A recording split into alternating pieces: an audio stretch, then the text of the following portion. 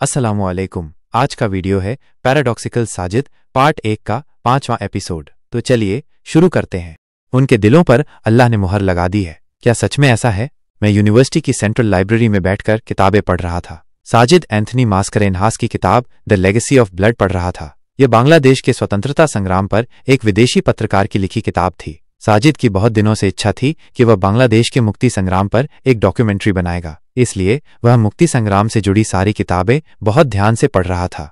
मैं तो बस साजिद का साथ देने के लिए रुका हुआ था। इन किताबों को पढ़ने में मेरी बिल्कुल भी दिलचस्पी नहीं थी। थर्ड पीरियड में साजिद ने फोन करके कहा कि क्लास खत्म होने के बाद उससे मिलूं। मिलते ही मैं फंस गया। वो सीधा मुझे लाइब्रेरी ले आया। मोटी मोटी किताबें लेकर वो बैठ गया और बहुत ध्यान से पढ़ रहा था और जरूरी लाइनें अपनी डायरी में नोट कर रहा था। अब मैं क्या करता? साजिद को मुंह पर तू बैठा रहे बोलकर चला भी तो नहीं जा सकता था। फिर तो हो ही गया था। मैं घूम घूम कर शेल्फ में सजी किताबें देख रहा था। मैंने हुमायूं अहमद की एक किताब उठाई। किताब का नाम था दीघिर जले कार छाया गो, तालाब के पानी में किसकी परछाई है। हुमायूं अहमद नाम के ये सज्जन बांग्लादेश में काफी लोकप्रिय लेखक हैं। हालांकि मैंने उनकी ज्यादा किताबें नहीं पढ़ी हैं, लेकिन साजिद से उनकी काफी तारीफ सुनी है। उनके कई कालजयी किरदार हैं। एक बार तो उनकी एक नाटक की कहानी बदलने के लिए लोग जुलूस भी लेकर निकले थे। बाप रे, क्या गजब की बात है। दीघिर जले कार छाया गो नाम की किताब में पलटने लगा। पलटते पलटते एक जगह मेरी नजर अटक गई। विकासवाद के जनक चार्ल्स डार्विन के बारे में कुछ लिखा था। मैंने पढ़ना शुरू किया। शौकत साहब को एहसान मिल गया तो वे खुश हुए। वे एक नई किताब पढ़ रहे थे। किताब में विकासवाद के जनक डार्विन साहब को पूरी तरह से गलत साबित किया गया था। वे यह मानने को तैयार नहीं थे कि उनके पूर्वज बंदर थे। अब समस्या का समाधान हो गया था। वे एहसान की तरफ झुककर बोले, तुम डार्विनवाद में विश्वास करते हो? एहसान ने कहा, जी चाचा, करता हूं। तुम्हारी ये आस्था अब तुम किसी अच्छी डस्टबिन में फेंक सकते हो। एहसान ने कहा, जी अच्छा, करता हूं। पूरी बात सुने बिना जी अच्छा मत कहो, पहले पूरी बात सुनो। एहसान निराश होकर पूरी बात सुनने के लिए तैयार हो गया। इस परेशान करने वाले आदमी से इतनी आसानी से छुटकारा नहीं मिलेगा, ऐसा लग रहा था। शौकत साहब ने कहा, तुम्हारे डार्विन की थ्योरी कहती है कि पक्षी सरीसृप से आए हैं। तुम अब एक सांप और मोर को अगल बगल रखो। सोचो कि मोर का पूर्वज सांप है, जो सांप अब मोर का पसंदीदा भोजन है। बोलो, तुम्हें कुछ कहना है? इस समय कुछ कहने को नहीं है चाचा। मन में 10 के ऊपर 950 शून्य लगाओ। इस विशाल लगभग अनंत संख्या से 1 को भाग करो। क्या मिलेगा जानते हो? शून्य। यह एटम में एटम के टकराने से DNA अणु बनने की संभावना है। मिलर नाम के किसी साइंटिस्ट का नाम सुना है? वो तो बकरे जैसा साइंटिस्ट है। चाचा, नहीं सुना। उस बकरे ने 1950 में एक एक्सपेरिमेंट करके दूसरे बकरे जैसे साइंटिस्टों के बीच हंगामा मचा दिया था। उस बकरे ने क्या किया? लेबोरेटरी में आदिम पृथ्वी का वातावरण बनाकर बार बार इलेक्ट्रिक करंट पास किया। कुछ प्रोटीन अणु बनाकर कहा कि ऐसे ही पृथ्वी पर जीवन की शुरुआत हुई। जीवन के निर्माण में एसेस्टा छोटी ई कर्ता की कोई जरूरत नहीं है। अब उस बकरे मिलर को लेकर वैज्ञानिक समुदाय में हंसी मजाक होता है। लाइफ मैगजीन में क्या लिखा था, मैं पढ़कर सुनाता हूं। चाचा, किसी और दिन सुने। मैं इस समय कुछ जटिल सुनने के लिए मानसिक रूप से तैयार नहीं हूं। जटिल कुछ नहीं कह रहा हूं, बिल्कुल साफ है। ध्यान से सुनो। शौकत साहब ने पढ़ना शुरू किया। एहसान निराश आंखों से खिड़की से बाहर देखता रहा। ये पढ़कर मुझे काफी मजा आया। लेखक हुमायूं अहमद ने यहाँ डार्विन को खूब लताड़ा था। शौकत साहब की तरह मैं भी किसी भी कीमत पर यह नहीं मान सकता कि हमारे पूर्वज बंदर थे। सोचते ही घिन आती है।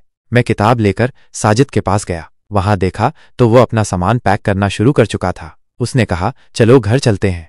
मैंने उसे हाथ में ली हुई किताब दिखाते हुए कहा, ये किताब पढ़ी है तूने? इसमें एक मजेदार कहानी है, पता है क्या हुआ? साजिद ने मेरे मुंह से बात छीनते हुए कहा, शौकत साहब नाम के एक सज्जन ने एहसान नाम के एक लड़के के सामने डार्विन की पूरी बखिया उधेड़ दी है ना? मैं हैरान रह गया। मैंने कहा, हाँ, लेकिन मैं इस बारे में बोलूंगा, ये तूने कैसे समझा? साजिद ने बैग कंधे पर लेते हुए कहा, इस किताब में इसके अलावा और कुछ खास नहीं है जिसे दिखाने तू ऐसे मेरे पास दौड़ कर आएगा, इसलिए मैंने अंदाजा लगाया। मैंने और कुछ नहीं कहा। किताब शेल्फ पर रखकर मैं चल दिया। सीढ़ियों के पास आते ही अचानक बिप्लब दा से मुलाकात हो गई। उनसे आखिरी बार उनके घर पर मुलाकात हुई थी। उस बार साजिद और बिप्लब दा के बीच क्वांटम फिजिक्स को लेकर जो बहस हुई थी वो देखने लायक थी। उस बहस में बिप्लब दा साजिद से बुरी तरह हार गए थे। यह सोचते ही मुझे अभी भी शैतानी खुशी होती है। हमें देखते ही बिप्लब दा हंस दिए। थोड़ी देर बातचीत की। इसी बीच अचानक बारिश आ गई। आसमान में सूरज मामा तब भी चमक रहा था और उधर बारिश की बड़ी बड़ी बूंदें गिर रही थीं। गांव के लोगों के पास इस बारिश की एक मजेदार व्याख्या है। वे कहते हैं कि जब लोमड़ी की शादी होती है तो ऐसी बारिश होती है, धूप में ही बारिश। लोमड़ी प्रजाति में शादी ब्याह का चलन है या नहीं, कौन जाने। विप्लव दा के साथ हम कैंटीन में घुस गए। बारिश कम होगी तो निकलना होगा। साजिद ने 3 कप चाय ऑर्डर की। इसके बाद विप्लव दा की तरफ देखकर बोला, दादा भाई, चाय पीने में कोई दिक्कत तो नहीं है? नहीं नहीं, इट्स ओके, विप्लव दा ने जवाब दिया। फिर विप्लव दा ने कहा, साजिद, तुमसे एक बात करनी थी। तब तक चाय आ चुकी थी। बारिश में गर्मा गर्म भाप उठती चाय की चुस्की लेने का स्वाद ही अलग होता है। साजिद अपनी कप में चुस्की लेते हुए बोला, हाँ दादा, बताइए, कौन सा टॉपिक? विप्लव दा ने कहा, वो जिस किताब को तुम दृष्टा की वाणी कहते हो उसके बारे में, कुरान। साजिद ने कहा, कोई बात नहीं, बताइए क्या कहना है। विप्लव दा ने कहा, कुरान में एक सूरा है, सूरा का नाम बकरा। साजिद ने कहा, सूरा का नाम बकरा नहीं, बकरा। बकरा का अर्थ है गाय, इंग्लिश में द काऊ। ओह वही, क्या तुमने इस सूरह की 6-7 नंबर की आयतें पढ़ी हैं? हम पूरा कुरान महीने में कई बार पढ़ते हैं। ये मार्क्स या प्लेटो की रचना नहीं है कि एक बार पढ़ लेने के बाद हमेशा के लिए शेल्फ में सजाकर रख दें। विप्लव दा ने कहा, इन आयतों में कहा गया है, निस्संदेह जो लोग इनकार करते हैं उनके लिए ये समान है कि आप उन्हें चेतावनी दें या न दें, वे विश्वास नहीं करेंगे। अल्लाह ने उनके दिलों और उनके कानों पर मुहर लगा दी है और उनकी आंखों पर पर्दा है। उनके लिए एक बड़ी यातना होगी। बकरा 6-7। इसके बाद विप्लव दा ने उसका हिंदी अर्थ करके कहा, निश्चय ही जो लोग इनकार करते हैं, आप उन्हें सावधान करें या न करें, वे स्वीकार नहीं करेंगे। अल्लाह ने उनके दिलों और उनके कानों पर मुहर लगा दी है, उनकी दृष्टि पर आवरण डाल दिया है, उनके लिए भयानक सजा है। इतना कहकर विप्लव दा रुक गए। साजिद ने कहा, what's wrong with these verses? Viplav da ने कहा, देखो, यहां कह रहा है कि काफिरों के दिलों और कानों पर तुम्हारे अल्लाह ने मुहर मतलब सील लगा दी है। सील लगाने का मतलब ताला लगा देना है ना? अब अगर काफिरों के दिलों और कानों पर सील लगी है तो वे सत्य की वाणी मतलब जिसे तुम धर्म की वाणी कहते हो वो समझ नहीं पाएंगे, उसे महसूस नहीं कर पाएंगे। अल्लाह ने जब उनके दिलों और कानों पर सील लगा दी है तो वे धर्म की बातें समझ नहीं पा रहे हैं, इसलिए वे काफिर ही रह रहे हैं, नास्तिक हो रहे हैं। उनकी क्या गलती है बताओ? अल्लाह ही तो नहीं चाहते कि वे आस्तिक हों। अगर चाहते तो जरूर दिलों और कानों पर सील नहीं लगाते। फिर आखिर में कह रहा है कि उनके लिए अजाब इंतजार कर रहा है। ये कैसी बात है? एक तरफ सील लगाकर सत्य को जानने से रोक रहे हैं और दूसरी तरफ अजाब भी तैयार रख रहे हैं। क्या ये ठीक है? बताओ। विप्लव दा की बातें मुझे बहुत तर्कसंगत लगीं। सच में तो इन आयतों के बारे में तो मैंने कभी ऐसे सोचा ही नहीं था। अल्लाह एक तरफ कह रहे हैं कि काफिरों के दिलों पर मुहर लगा देते हैं और फिर उनके लिए सजा का इंतजाम भी रखा है। ये क्या चक्कर है?